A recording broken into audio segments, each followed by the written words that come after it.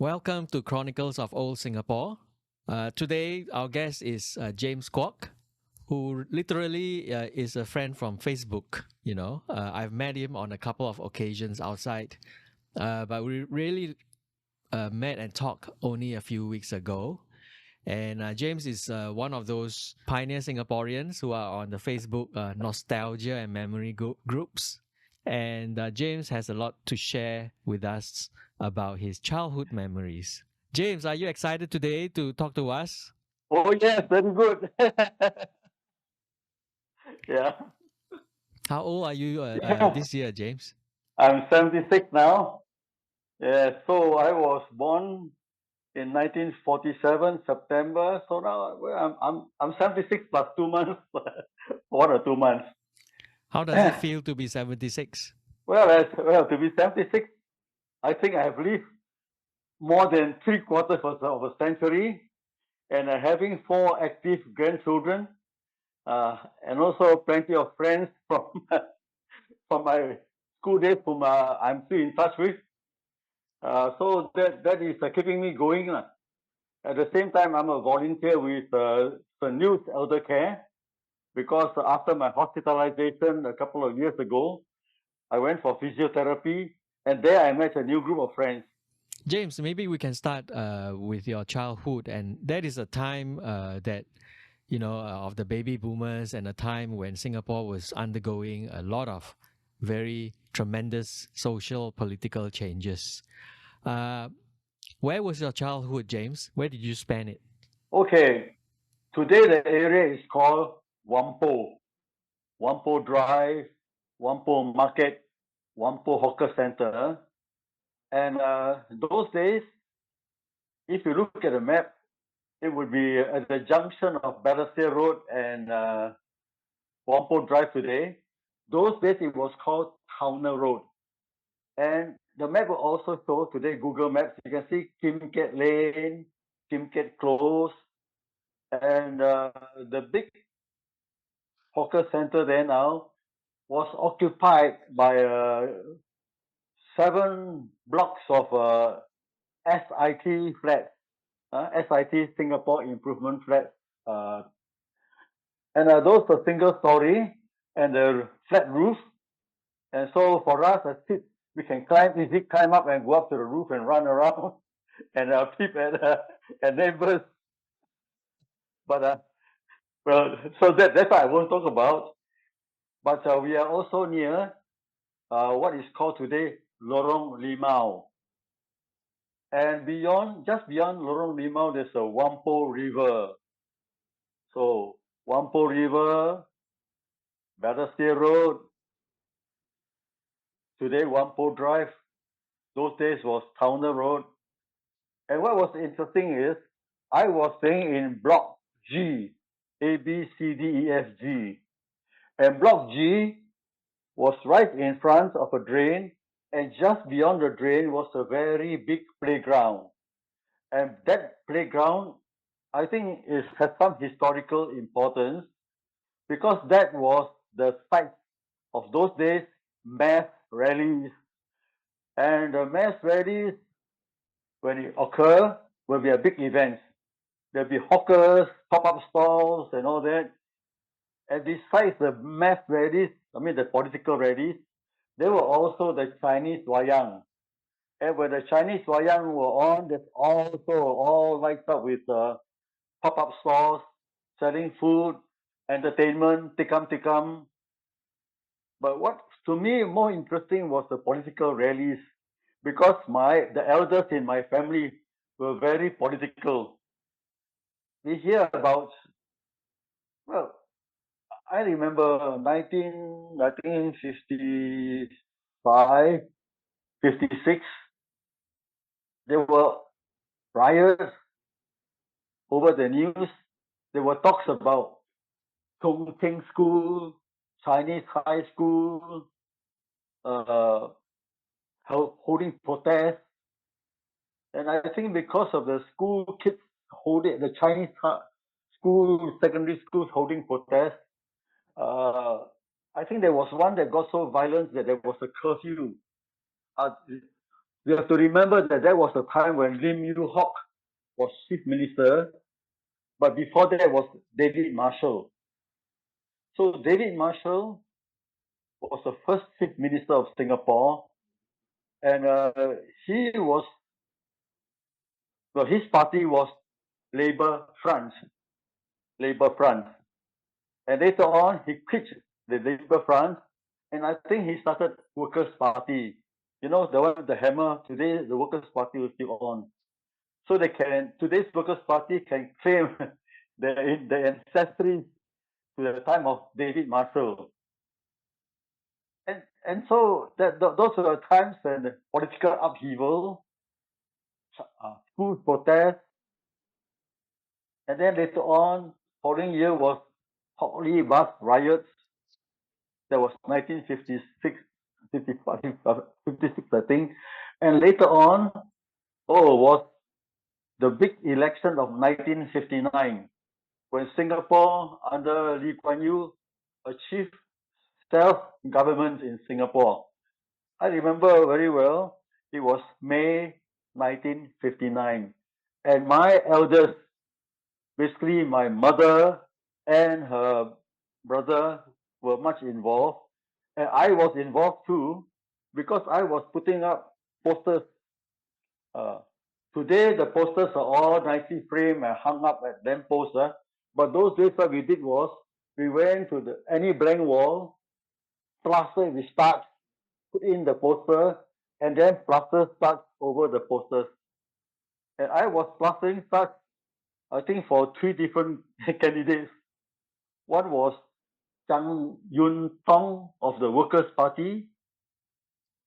There was a city council election of 1957, and Mr. Chang came in.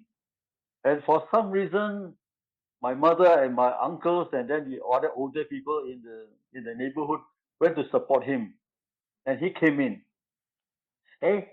But interestingly, the following year, he resigned, giving up his city councillor's post. Ill health or whatever reason. And then the candidate who went up was a Malay guy called Buang Omar Junid.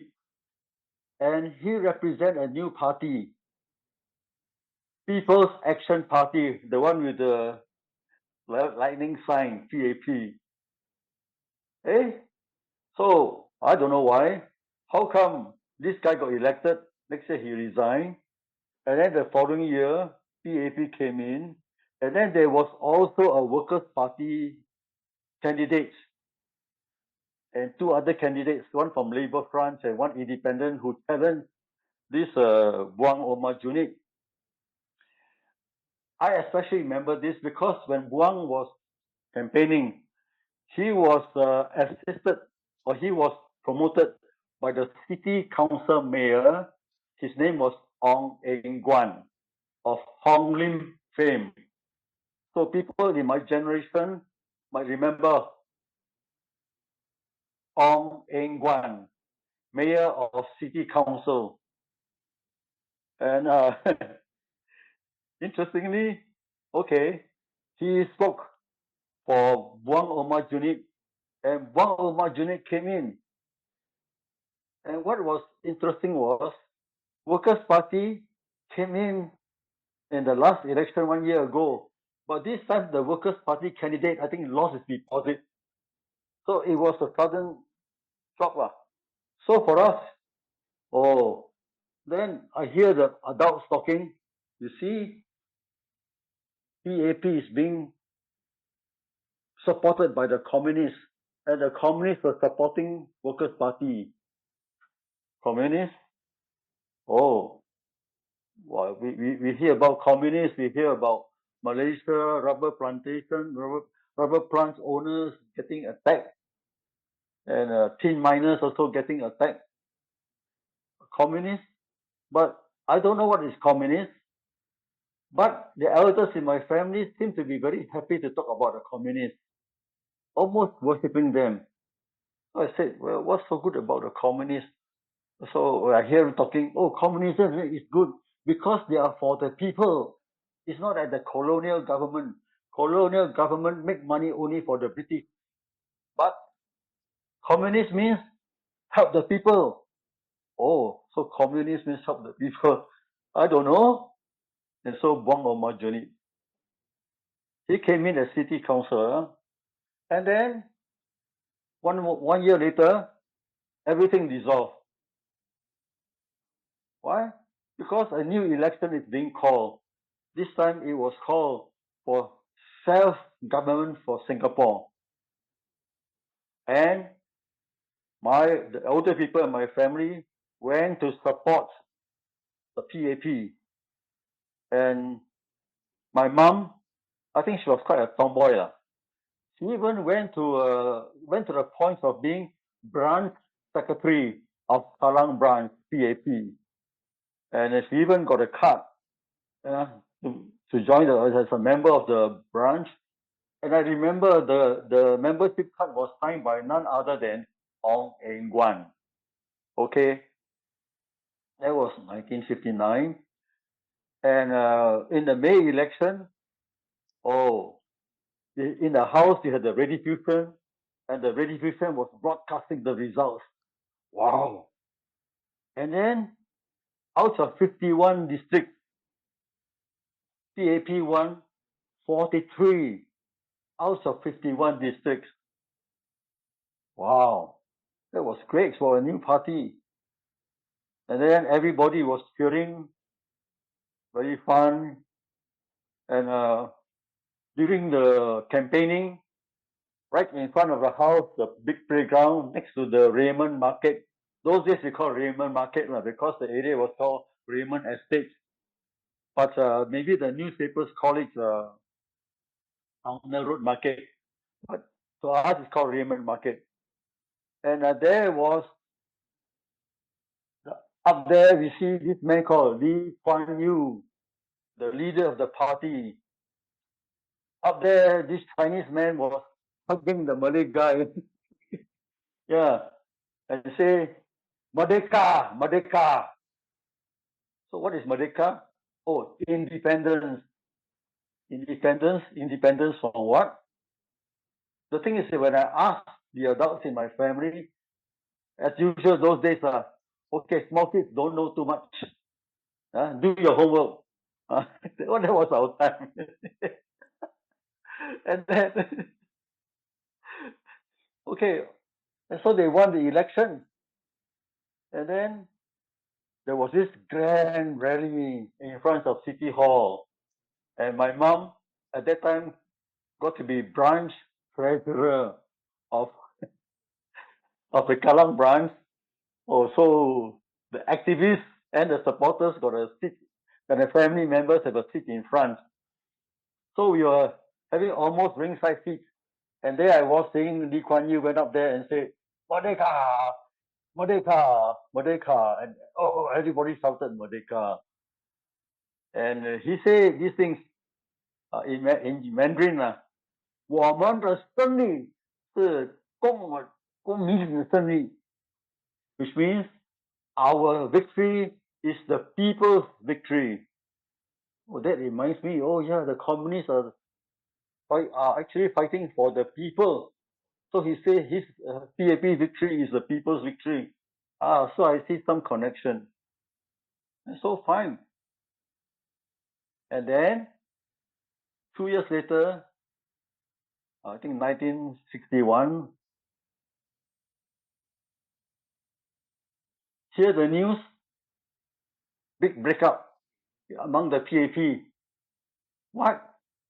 Ong Eng Guan, the mighty guy the short guy who shouted for the PAP and all that, he left the PAP and challenged Lee Kuan Yew to fight him in Hong Lim. So for me, all these things doesn't make sense at that time. But now as I look back, I say, yes, that's politics.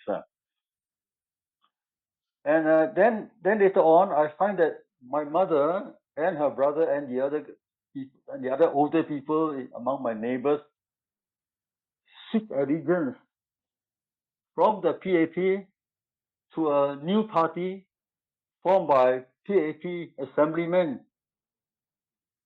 symbol with a ring with a star in the center, a ring, a star. And it got a Malay name, Barisan Sosialis. And the next thing I know, my mother went to join Barisan Sosialis. It's a Malay party, isn't it? No. It's actually in Chinese, it means Socialist Front, 社会阵线, 社政. I say, why? So to my mind, I don't know, but later on, as I grow older and I studied social science, I got it. And Lee Kuan Yew lost, or Lee Kuan Yew's party lost the election to Ong Eng Guan at Hong Lim. I think that was a blow to him. And then the following month, Anson by-election, because the PAP assemblyman representing Anson died. And Anson, challenging PAP, was our old friend, David Marshall. He came back, and then carrying his hammer, he shouted, Tengah Tui, Merdeka, Merdeka. And again, PAP lost. So, PAP lost 2 by-elections. I think Lee Kuan Yew took it personally because he was the leader, he was the Secretary General, and come up with this new party, Barisan Sosialis. And next thing I know, Lee Kuan Yew was campaigning for Singapore to go into Malaysia. For what? We got independence, and now we are supposed to be going into Malaysia. Are we losing our independence? That was what I was thinking. And I think that was the same message that was being propagated by the Barisan Sosialis. And so the older people were saying, don't join Malaysia. When you join Malaysia, you become a colony of the Malays. So better align with China.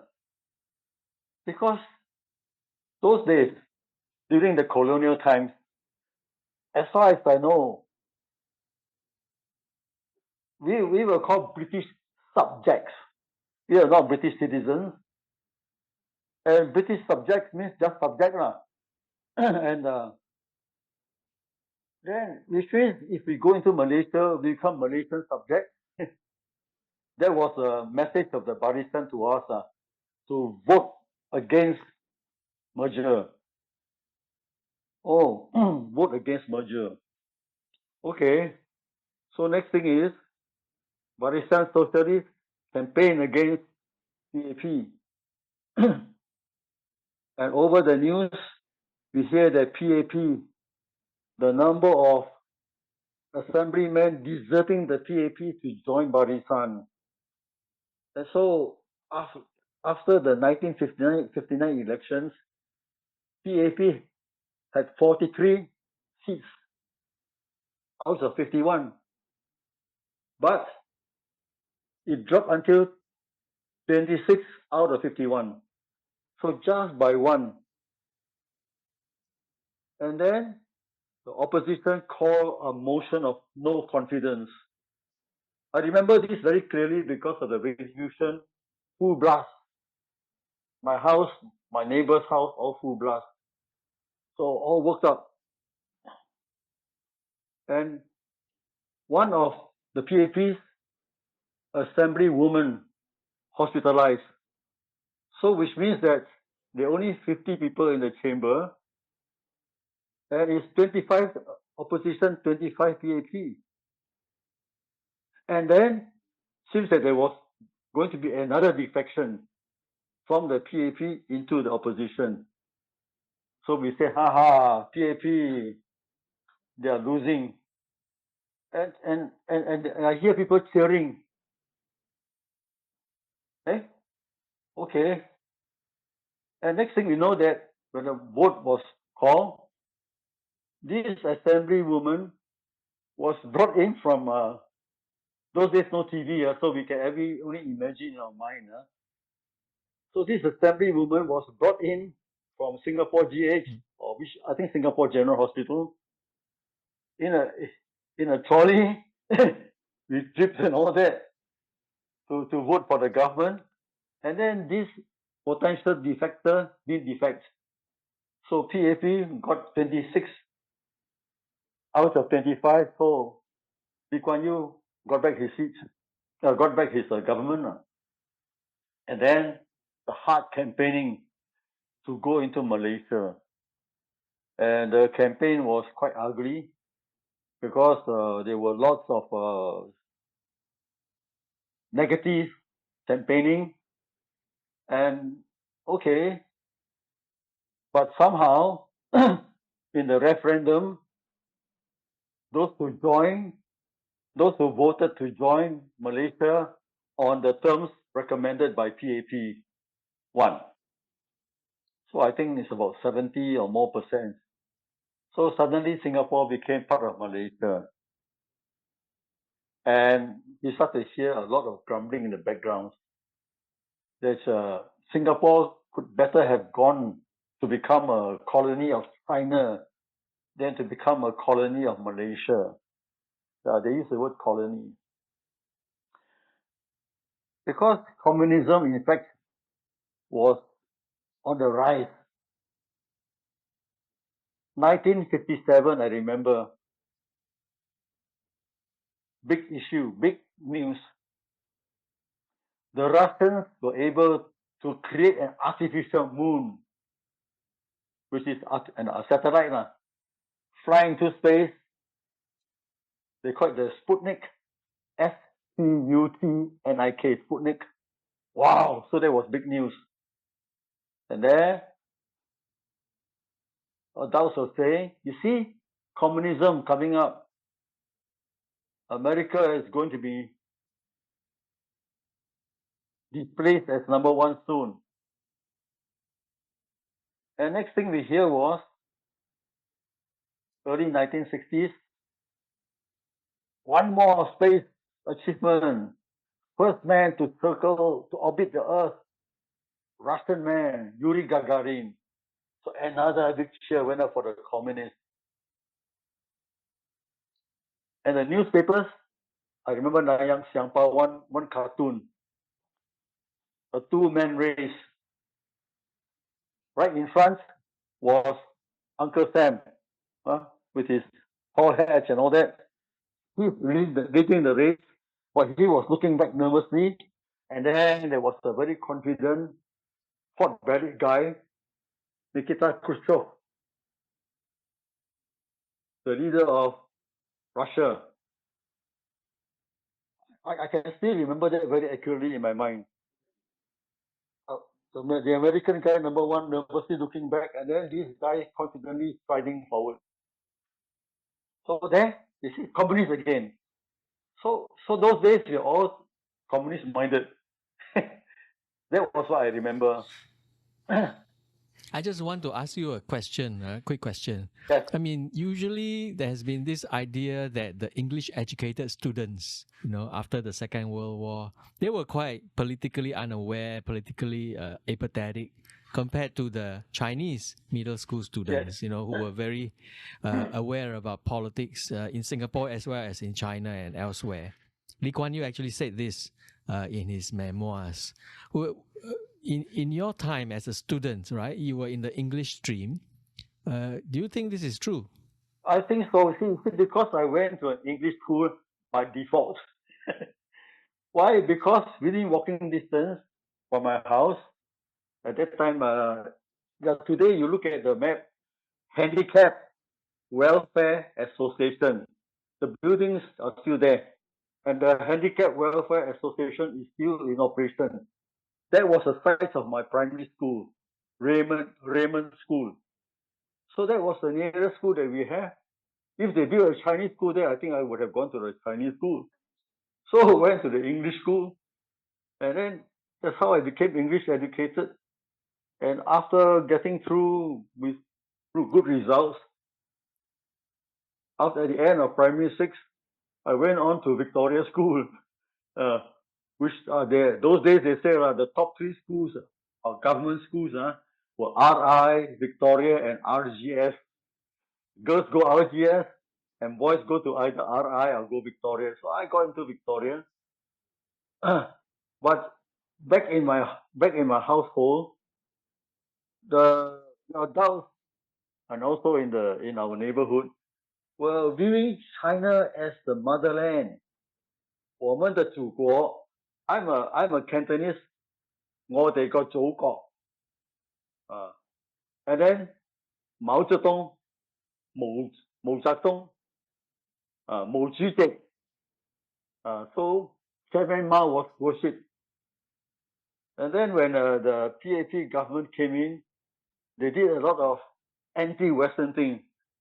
Maybe some of us very angrily can remember whatever jukeboxes operators were in the neighborhood, jukeboxes operators out.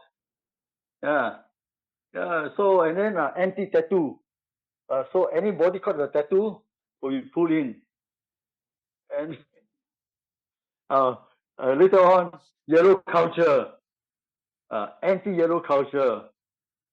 And my own family or my people took yellow culture to the extreme. So we had redistribution at home. They only tune into the golden network. Golden is Chinese, silver is English, half dialect and half English. English means they play popular songs. Cannot listen to popular song. Yellow culture. So for us, we are drummed in. Communists are good. Non-communists are bad. So in your school, with your classmates, yes. did you ever talk Yes. about politics? We talk about politics only later on. So I was in Victoria School from Sec 1. That was 1960. Sec 1, Sec 2, Sec 3, Sec 4. The only thing we talked about politics was, yes, one big thing. I think it was 1963, when I was in my O-level year. I think 63. LKY already got Singapore into Malaysia. I think it was somewhere in September. And then after that, he was campaigning for the PAP re-election. And also right in front of our house was this big playground, and Kuan Yew was there to shout Merdeka to Malaysia and all that. And after which he went on his walkabout to shake hands, and then he got into his car. And as he was driving along those days Towner Road, now Whampoa Drive, towards the junction of Towner Road and Battersea Road, there used to be a block of 4-story private flats in between Raven School, that means Handicap Welfare Association, and Towner Road. So now it's demolished. And on the ground level, there were 2 big unions. For us, it's big because we have plenty of meetings, and then during the meetings, we hear plenty of shouting and all that. And both unions were anti-PAP. The first one was English speaking. I think it's the SBHEU, Singapore Business Houses Employees Union. So that was the first one. And then 3 or 4 stops down the line was the Singapore Hawkers or Canteen Employers Union. And when LKY was doing his slow drive past, his so-called victory bypass, the union members from both unions out there shouting at him, calling him traitor. Yeah, I hear the name running dog. 走狗, 糟狗. Call him running dog. And he passed by the first one, Business Houses Employees Union. They shouted and jeered at him, but he didn't take much attention. But when he was passing by the second anti-PAP union, I think some of the union members came out and blocked his car. And so what he did was he got out of his car to reason with them. And then in the to and fro, he was pushed into the drain. So Lee Kuan Yew fell into the drain. That was it. And his supporters pulled him out, and he tried to confront the fight, the union members. Next thing we know, wow, wow, wow, wow, siren come out.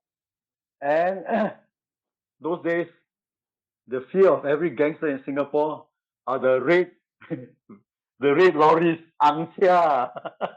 They call it the mobile. I think it's mobile something or other, but it always comes in one giant red lorry, followed by another van, blue, another one, patrol car, and wow, it came around. So everybody scattered. But when this thing was happening, me and a few others climbed up to the roof of our house, came to the end of our block, and saw everything ringside. We saw pushing, and next thing we know, this guy dropping inside, and all of us are applauding. Don't know why, because anti-Malaysia. So applauding, so we applauding. Oh, the running dog has fallen.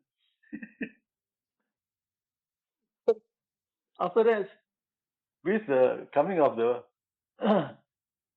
of the police mobile unit, wow, all the members disappeared, leaving the I think the cleaners to clean up inside, and so that's it.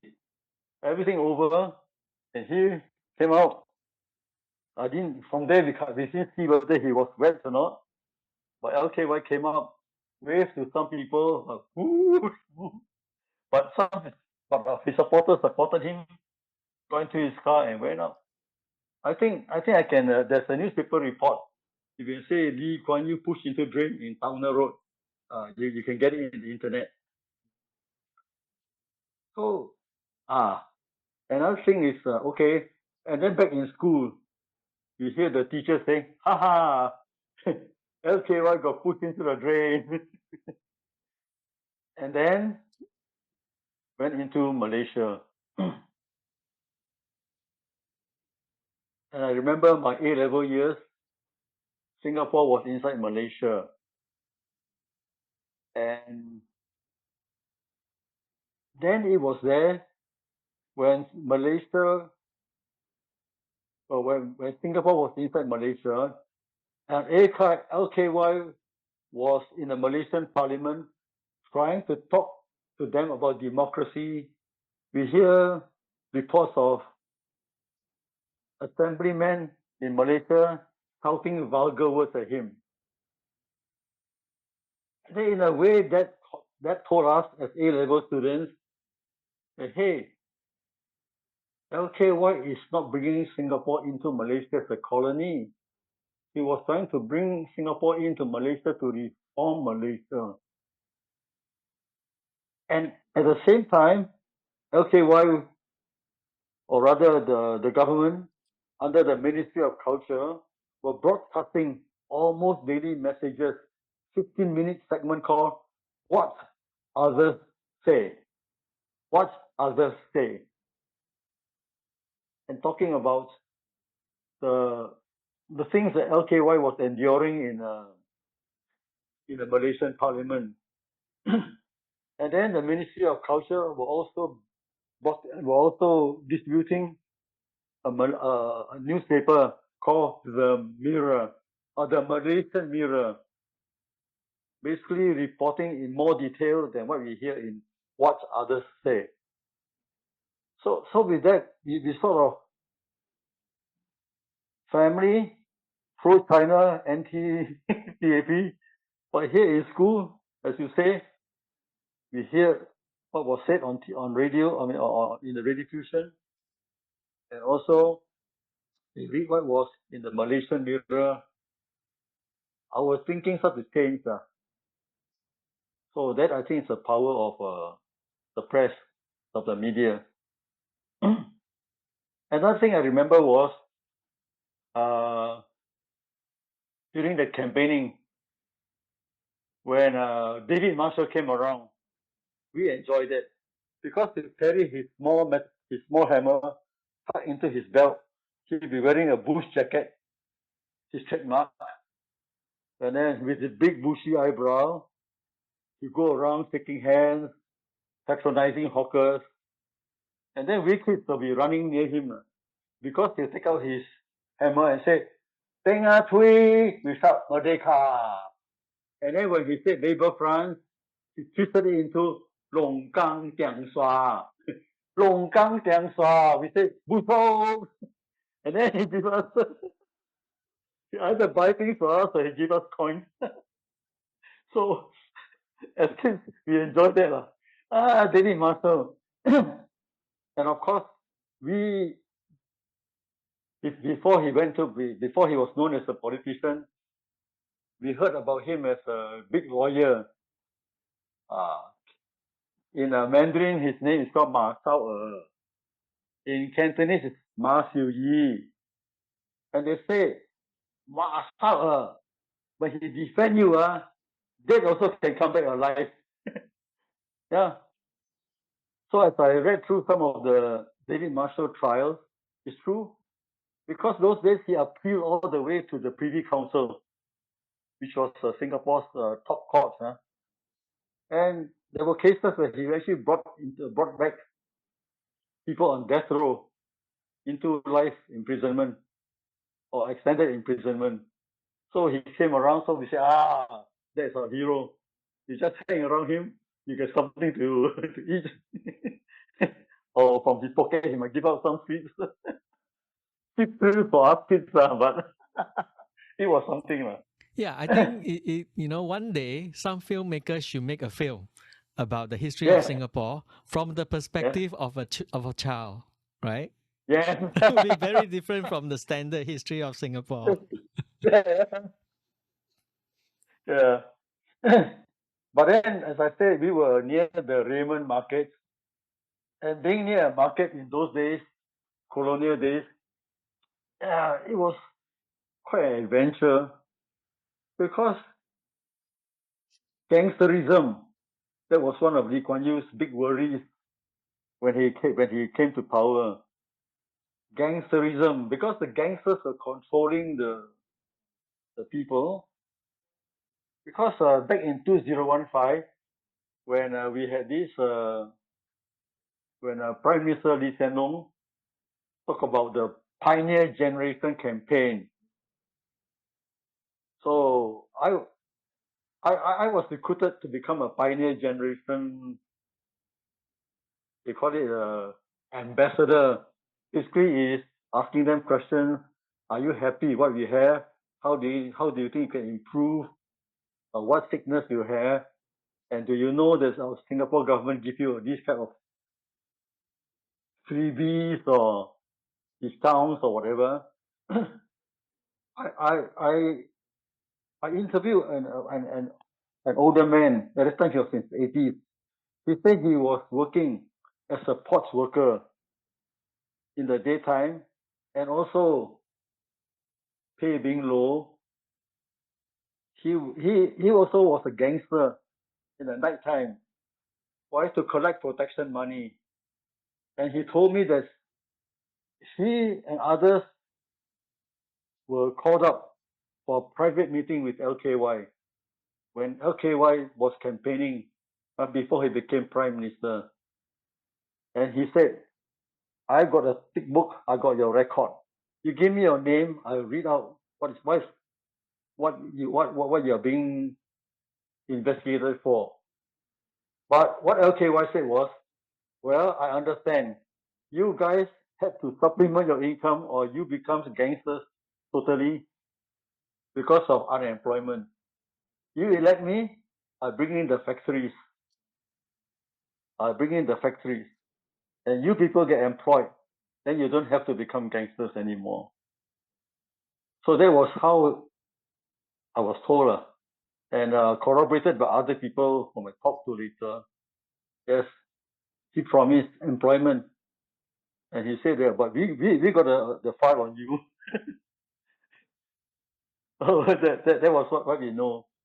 But also the gangsters inside there, and being a big market is a hotly disputed territory between gangs. So at night, right in front of us, you can hear clashing in the pathway in front of our house. Broken bottles, smashing bottles, people shouting, screaming, pa, pa. And then smashing the bottles, and then wow, wow, wow, wow, wow, police siren, and then calm. And adults in our family says, walk to school, don't look left or right, just walk to make sure that you don't step on glass and go to your school. Don't look at people. So, okay, that's how we live. But when we look around, we see blood on the floor. So that's how we grew up. And I remember my mother, as a PAP treasurer, she went around to the hawkers to get donations for PAP. And later on, when she joined the Barisan Sosialis, she went around as a Barisan Sosialis supporter to collect donations.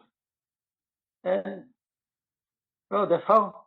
And then these hawkers, I think they know what to do. Just donate. So that whoever is in power, okay, you'll be recognized as donors. So play safe. And I remember particularly a guy called Alak, can be number 6, can be lucky. He looks like a seasoned fighter with slash marks on his legs and all that. But he's a very nice guy. Treating his customers very well. And some of the customers say, I've checked it. Today I didn't bring enough money. Never mind, take first. Pay tomorrow. And he was supposed to be a leader of the gang. A gang leader himself. So those days, the people put their trust in the gangsters more than the police. Because police corruption was terrible. My own family was victim of corruption. You want to talk about that? We can talk about that. Well, our house being a SIT flat, and one and a half rooms in front, and then behind was an open atrium. That's where my grandma got to do her cooking. And my uncle, being a handyman, he got a few pieces of zinc and then built a small stove there for my grandma to cook. And then when it rained, I can still remember, the old lady would put on her Raincoat. poncho, Raincoat. a poncho or raincoat, I don't know. I think it was just maybe some together, plastic together.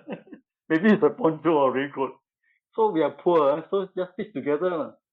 And then there she's cooking, sheltered by a couple of pieces of zinc roof. And once in a while, a guy in khaki will come around. Khaki, carry a file, no name tag. And inevitably, it's always a Eurasian or a Malay, I don't know, but non-Chinese. Come here with a file, looking very official. Inspector. So everybody out except me and my grandma. My grandma opened the door. He came in. Then he came in. Salah. And then this is big file. Salah. So my grandma knows what to do. Go to the drawer, try to see whether any money. So took out. That's all we have. That's all we have, coins and all that. Give you something. Salah, Salah. That means he wants some more. So we got to, sometimes my poor grandmother, no money inside, got to go next door and borrow. Okay. So this guy say, Salah, Salah. Jangan kasih tang. So don't let me, in Malay lah, he talk, don't let me catch you again. And then he walk out. But our neighbors will not touch because that Indian family and I think the two old men are supposed to be the leaders, two brothers, but their nephew was a police inspector. So all these guys better don't touch. So we are in our block. There were 8 G1 to G8. So G6 kena, but next door no. So they know who to avoid. So it's corruption.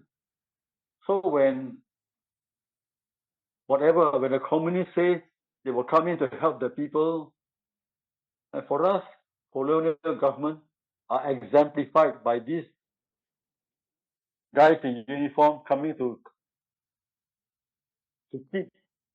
extort money from us. So that was our impression.